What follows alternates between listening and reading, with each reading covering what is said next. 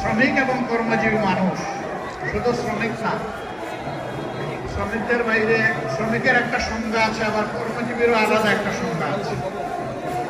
এই সকল পর্যায়ের মানুষ বিভিন্ন ক্ষেত্রে তারা নির্যাতিত এবং তাদের ন্যায্য অধিকার থেকে তারা বঞ্চিত। মিল ফ্যাক্টরি ইন্ডাস্ট্রি বিভিন্ন জায়গায় যারা উদ্যোক্তা তারা বিভিন্নভাবে তাদের সহকর্মী শ্রমিক এবং কর্মচারীদেরকে তারা উপযুক্ত মূল্যায়ন করেন না, তাদের শ্রমের মর্যাদা দেন না, কর্ম পরিবেশ নিশ্চিত করেন না। এটি হচ্ছে বাস্তবতা। আবার আরেকটা বাস্তবতা আছে, তারা যেমন নির্যাতন করেন শ্রমিকদের উপর, আবার তারা নির্যাতিত হন চাঁদাবাজদের হাতে। চাঁদাবাজরা বিভিন্নভাবে তাদের কাছে হাজির হয়, বিভিন্ন রূপ নিয়ে হাজির হয়, বিভিন্ন দিবস পালনের জন্য হাজির হয়, এমনকি আজকের দিবসটি পালন করার জন্যও বিভিন্ন জায়গায় হাজির হয়েছে। এই দ্বন্দ্ব কতদিন চলবে? আমরা চাই না এই দ্বন্দ্ব চলুক। আমরা চাই মালিক পক্ষ এটা বুঝবে, শ্রমিক বাঁচলে আমার শিল্প বাঁচবে, আমার ব্যবসা বাঁচবে। শ্রমিক যদি না বাঁচে আমার ব্যবসা এবং শিল্প বাঁচবে না। আবার শ্রমিকরাও বুঝবে, উদ্যোক্তা মালিক শিল্পপতি যারা আছেন তারা যদি বাঁচে তাইলে আমরাও বাঁচব। কারণ আমার কর্মস্থলটাই যদি ধ্বংস হয়ে যায় আমি দাবিটা করবো কার কাছে? এই জন্য উভয় পক্ষেরই এখানে দায় আছে, দায়িত্ব আছে। সত্যিকার অর্থে আমরা যদি একটি টেকসই বাংলাদেশ গড়তে চাই, একটি শান্তির বাংলাদেশ গড়তে চাই, তাহলে সমাজকে হাতে হাত ধরে পরস্পরকে সম্মান এবং ভালোবাসা দিয়ে এই সমাজকে গড়ে তুলতে হবে। যেদিন মালিকরা শ্রমিকদেরকে মন ভরে আদর করবেন এবং সম্মান দিবেন, তারা নিশ্চিত থাকতে পারেন শ্রমিক তার সর্বানা শক্তি উজাড় করে এই মালিকের পাশে থাকবে। আর শ্রমিক যতদিন পর্যন্ত অনুভব করবে যে আমার মালিক তো আমাকে মানুষই মনে করে না, আপনি ধরে নেবেন সেও আপনার শিল্পের সংরক্ষণের দায়িত্বও কিছু মনে করবে না। উভয় পক্ষ আমরা ক্ষতিগ্রস্ত হব। এই জন্য শ্রমিক কল্যাণ ফেডারেশনের মূল কাজটি হচ্ছে মালিক এবং শ্রমিকের সমন্বয়ে একটি দরদি, একটি পারস্পরিক ভালোবাসা এবং সম্মানের সমাজ গড়ে তোলা। আমরা সেই সমাজটাই দেখতে চাই। বাংলাদেশের কর্ম উপযোগী 70% মানুষ হচ্ছেন তারা কর্মজীবী, তারা শ্রমজীবী। 70% মানুষকে উপেক্ষা করে কোন সমাজ সামনের দিকে এগিয়ে যেতে পারবে না। এই যে কাঙ্ক্ষিত সমাজ আমরা যেটা চাই, যে সকলের সমন্বয়ে সহযোগিতায় পারস্পরিক বোঝাপড়ায় সম্মান এবং ভালোবাসার ভিত্তিতে আমরা একটা টেকসই সমাজ গড়ব, সেই সমাজ আল্লাহর কসম আল্লাহর আইন ছাড়া কোনো কিছু দিয়েই গড়া সম্ভব নয়। এটা দুনিয়ার প্রমাণিত সত্য। 150 বছর আগের এই দিনকে আজকে আমরা গভীর শ্রদ্ধায় পালন করছি, কিন্তু এই দিন পালন তো আমাদের বন্ধ হচ্ছে না। শ্রমিকদের কোথাও কোথাও অথবা অধিকাংশ জায়গায় হয়তো 8 ঘন্টার কর্মঘণ্টা আছে,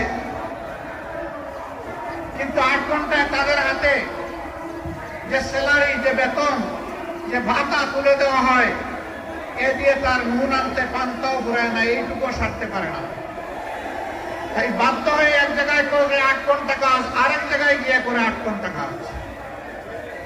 সে তো মেশিন নয় রে ভাই, সে তো একটা মানুষ। তারও একটা শরীর আমার মতো আছে, তারও কাজের চাপে ক্লান্তি আসে, তারও বিশ্রামের প্রয়োজন হয়, তারও পরিবারকে সময় দিতে হয়, কিন্তু তাদের জীবনটা অনেকটা অমানবিক জীবন। আমরা এই অমানবিক জীবনের অবসান ঘটাতে চাই এবং এই অমানবিক জীবনের অবসান তখনই ঘটবে যখন সত্যিকারে আমরা সবাই মিলে মানুষকে মানুষ হিসাবে গণ্য করব এবং সম্মান দেব। মিল কারখানা, ফ্যাক্টরি, ইন্ডাস্ট্রিতে বেশিরভাগ জায়গায় ছোট্ট হলেও পুরুষদের জন্য এখন নামাজের ব্যবস্থা রাখা হয়, কিন্তু পুরুষদের পাশাপাশি এখন আমাদের নারীরাও কাজ করেন, মায়েরা, বোনেরা, কন্যারা কাজ করেন। তাদের জন্য ওই ধরনের নামাজের কোনো ব্যবস্থা রাখা হয় না। তারাও তো নামাজ পড়তে চায়। যারা নামাজ পড়তে চায় তাদেরকে আমি মালিক পক্ষের কাছে বিনীত অনুরোধ করব, মেহরবানি করে তাদের ইবাদত পালনের আপনারা অংশীদার হন, এই সম্মানটুকু দেখান, তাদেরকে উপযুক্ত জায়গা তৈরি করে দেন। তারা যেন স্বাচ্ছন্দ্যে সেখানে গিয়ে ওয়াক্তের নামাজটা প্রশান্তির সাথে আদায় করতে পারে। জুপে নয়, করিডোরে নয়, ফাঁকের মধ্যে দাঁড়ায় নয়, বরঞ্চ নামাজের জায়গায় গিয়েই যেন তারা নামাজটা আদায় করতে পারে। সম্মানিত শ্রমজীবী ভাইয়েরা, এখানে একটা বৈষম্য আমরা করেছি, এই জন্য মাপ চাই। অথচ এখনকার স্লোগান হচ্ছে বৈষম্য মুক্ত সমাজ চাই। বৈষম্যটা হলো আমরা স্টেজের উপরে বসে আছি, হোক এটা ট্রাকের উপরে, অসুবিধা নাই, আমরা একটু উঁচুতে, আপনারা সমতলে। আচ্ছা, এটাও মানলাম, হয়তো এখানটাকে দেখার সুবিধা এই অ্যারেঞ্জমেন্ট করা হয়েছে, কিন্তু আপনাদের মুখটা সূর্যের দিকে আর আমাদের মুখটা ছায়ার দিকে। কষ্টটা আপনাদের বেশি হচ্ছে, দীর্ঘক্ষণ ধরে আপনারা বসে আছেন। এখানে হয়তো বা আয়োজকদের এর বাইরে কিছু করার ছিল না। এই অনিচ্ছাকৃত যে বৈষম্য, আশা করি আল্লাহ তাআলা আমাদের ক্ষমা করবেন, আপনারাও ক্ষমা করে দেবেন। শ্রমিকদের প্রতি আমার একটু ভালোবাসার অন্যরকম অনুভূতি আছে। আমি বিশ্বাস করি, অন্তর থেকে বিশ্বাস করি, শ্রমিকরা রক্ত পানি করা, ঘাম জড়িয়ে যে অর্থ জোগাড় করে, এটা হালাল। সুতরাং তাদের গায়ের ঘামটা আমার কাছে আতরের মতো। আমি যখন কোথাও কোনো শ্রমিকের সংস্পর্শে যাই, কেউ কেউ তাদেরকে হাত মেলানো থেকে বিরত রাখতে চায়, আমি টান দিয়ে বলি, আসো ভাই, তোমার সাথে একটু বুক মিলাই, কারণ তোমার বুকের ঘামটা আমার জন্য আতর, সুগন্ধি, সৌভাগ্যের কারণ, তোমার বুঝি হালাল। আল্লাহর হাবিব বলেছেন, ওই সমস্ত গরিব, দুঃখী, মেহনতি মানুষ সচ্ছল মানুষদের চাইতে 500 বছর আগে আল্লাহর জান্নাতে প্রবেশ করবে। আমি কেন তাদেরকে সম্মান করব না, কেন শ্রদ্ধা করব না, কেন ভালোবাসবো না? অবশ্যই আমাদেরকে ভালোবাসতে হবে। আজকের এই স্টেজটা মাশাআল্লাহ শ্রমিকদের দখলে। আমি তো আছি আপনাদের রুহানি সহকর্মী, কিন্তু একদম জিসমানি সহকর্মী হচ্ছেন সেক্রেটারি জেনারেল জামাতে ইসলামী। তিনি শ্রমিক কল্যাণ ফেডারেশনের কেন্দ্রীয় সভাপতি ছিলেন। এরপরে বসা আছেন আমাদের নায়েবে আমিরদের মধ্যে যিনি বয়সে জ্যেষ্ঠ, জনাব অধ্যাপক মুজিবুর রহমান সাহেব, তিনিও আপনাদের কেন্দ্রীয় সভাপতি ছিলেন। এরপরে আরেক নায়েবে আমির, তিনি বর্তমান কেন্দ্রীয় সভাপতি। একজন মাত্র নায়েবে আমির বাকি আছে, ডক্টর সৈয়দ আব্দুল্লাহ মোহাম্মদ তাহের। আমি ভাবতেছি তাকেও কোনদিন টান দিয়ে আপনারা কেন্দ্রীয় সভাপতি বানাই নেবেন, আর আমার পালা শেষে ইনশাআল্লাহ।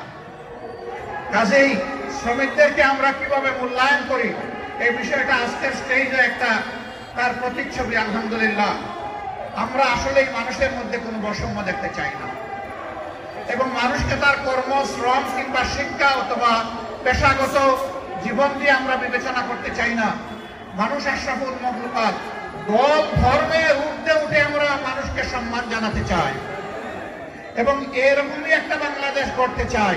সেই বাংলাদেশটা আল্লাহর কোরআনের ভিত্তিতেই সম্ভব, রাসূল মুহাম্মদ সাল্লাল্লাহু আলাইহি সাল্লামের মাদানী শাসন ব্যবস্থার মাধ্যমে সম্ভব।